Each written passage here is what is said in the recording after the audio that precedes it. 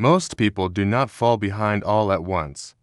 They fall behind quietly, through payments that seemed reasonable, bills that arrived at the wrong time, and decisions that made sense in the moment. A car is one of those decisions. Not because people are careless, not because they wanted luxury, but because in most of America, a reliable vehicle is not optional.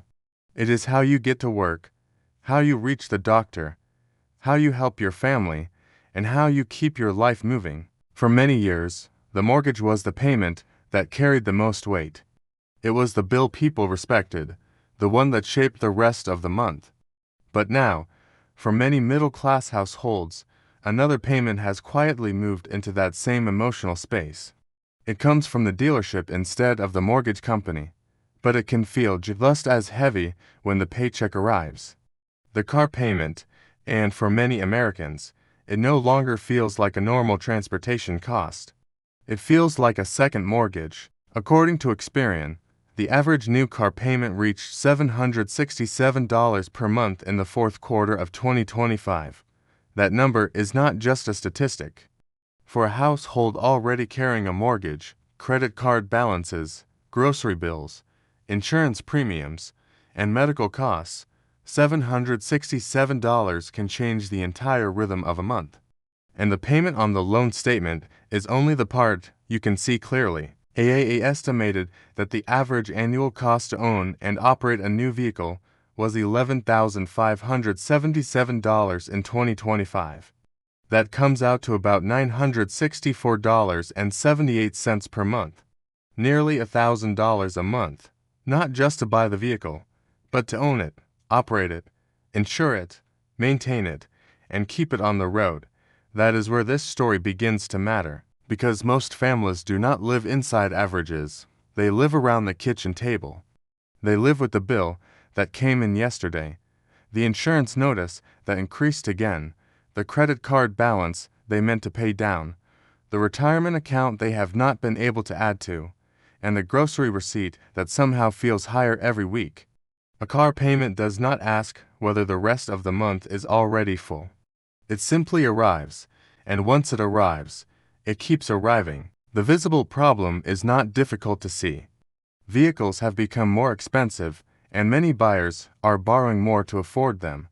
Experian reported that the average new vehicle loan amount reached $43,582 in the fourth quarter of 2025.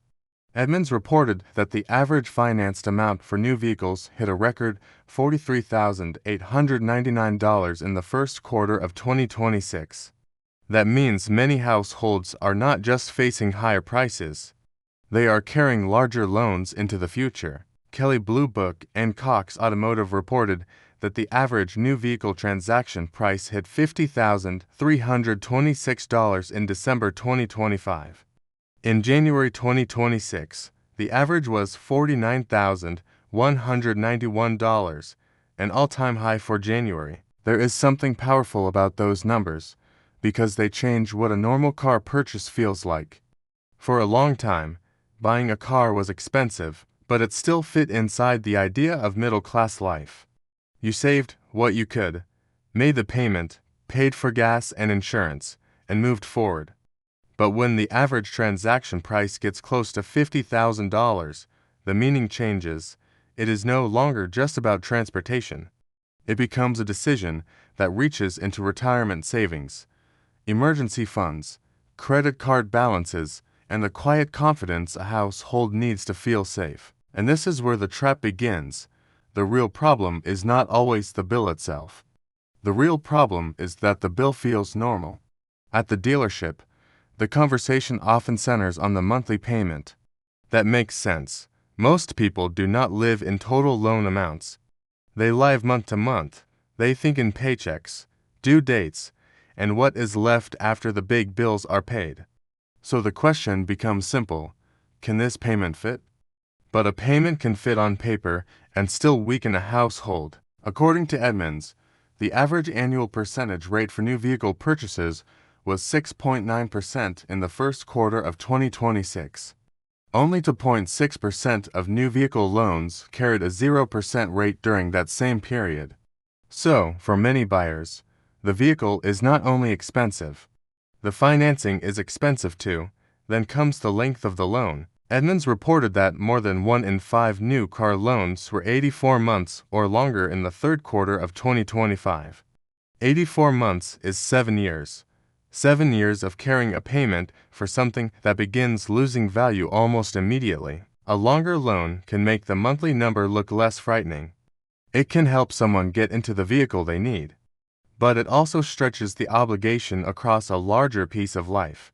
It can follow a household through job changes, medical bills, family emergencies, repairs, and retirement decisions that were never part of the dealership conversation. And while the loan remains, the vehicle changes. AAA estimated average annual depreciation at $4,334. Depreciation does not knock on the door. It does not send an envelope in the mail. But it is still there, quietly reducing the value of the vehicle while the payment continues. That is what makes this kind of debt so difficult to feel at first. The danger is spread out. It hides inside time, interest, insurance, registration, fuel, repairs, depreciation, a longer loan, a vehicle that may need work before the payments are finished, a household that may still owe money when life demands cash for something else. The car looks like one payment, but it behaves like a bundle of promises. And this is where many households begin to lose control without noticing. Not because one bill destroys them, but because one fixed payment reduces the room they had left. The Federal Reserve Bank of New York reported that auto loan balances reached $1.69 trillion in the first quarter of 2026. Total household debt reached $18.8 trillion in that same quarter. So the car payment is not sitting alone. It is part of a much larger debt picture pressing on American households. For someone in their 40s or 50s, this pressure may arrive during the years when they hope to catch up for retirement. For someone in their 60s or 70s, it may arrive when income is more fixed, medical costs matter more, and every recurring bill becomes harder to absorb. And the hardest part is that the car may still be necessary. You can delay a vacation. You can cancel a subscription. You can eat out less often. But in much of the United States, a car is tied to independence. It is tied to work. It is tied to family. It is tied to medical care. It is tied to dignity. That is why this issue feels different from ordinary spending. Many people do not take on a car payment because they are trying to impress anyone. They do it because the old vehicle finally broke down, because the repair estimate was too high, because they need to commute, because a spouse needs transportation, because a parent needs help, or because reliability begins to feel like protection. But even a necessary payment can become dangerous when it leaves too little room for everything else. The Federal Reserve's Economic Well-Being Report said that 59% of adults had at least one major unexpected expense in the prior 12 months. The most common major unexpected expense was a major vehicle repair or replacement, affecting 30% of adults. That is not a small detail. It means the car is often both the monthly payment and the emergency. It is the loan you planned for, and sometimes the repair you did not. It is the vehicle that keeps you working, and sometimes the bill that keeps you from getting ahead. It is the symbol of stability, and sometimes the reason stability feels so fragile. Imagine a middle-class household making a payment close to the national average. The car is reliable. The job requires it. The payment was reviewed carefully. Nothing about the decision felt reckless, but then the insurance bill rises. Groceries take more of the paycheck. A medical bill comes in. The credit card balance does not fall as quickly as planned. A home repair cannot wait. Suddenly, the car payment is not just a car payment anymore. It is the reason the emergency fund does not rebuild. It is the reason the credit card carries over. It is the reason retirement contributions get delayed. It is the bill that makes the rest of the month feel smaller. This is not always poverty. Sometimes, the trap is appearing comfortable while having very little room to move. Cox Automotive said the typical new vehicle payment was $756 in January 2026, and that buying the average new vehicle required 35.6 weeks of median income. That number puts the issue in human terms. The cost of the vehicle is not only measured in dollars, it is measured in weeks of work, in time already promised, in future income already assigned before it has even been earned.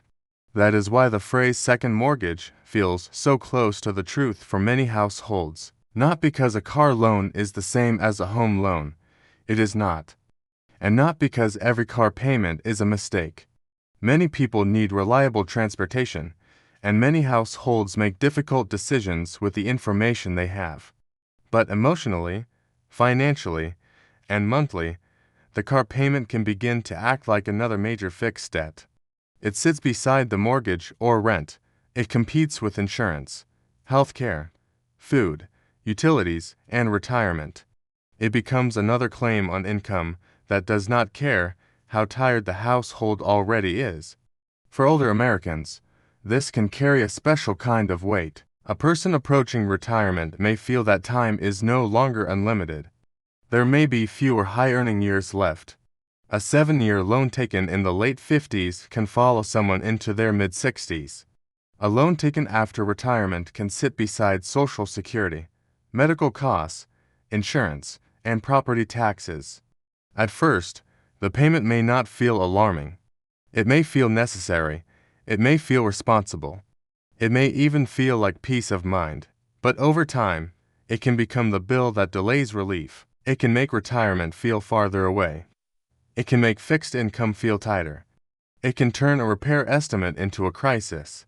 It can make someone wonder how they worked this long and still feel uncertain. And that feeling deserves honesty, not shame, because many households are not facing this pressure because they failed to care about money. They are facing it because ordinary life has become more expensive in ways that connect to one another. Housing does not wait for transportation.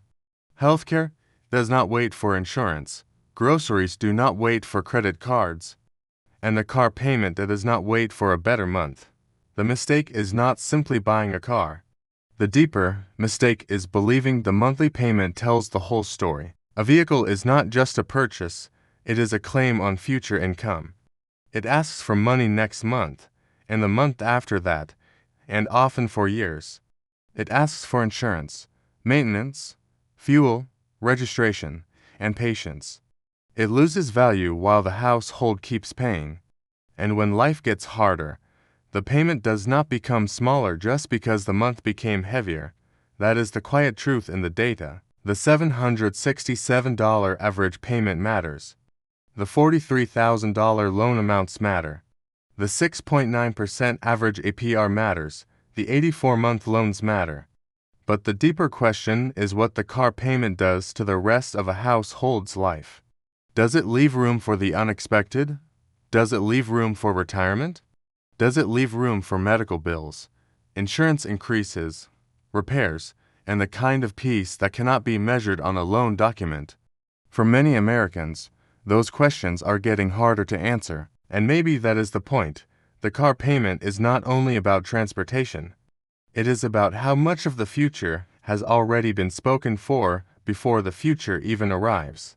A stable financial life is not only about making payments on time. Many responsible people make every payment and still feel trapped. Stability also comes from having enough space left over to absorb life when it changes. And in a time when so many ordinary costs have become heavier, that space may be one of the most valuable things a household can protect.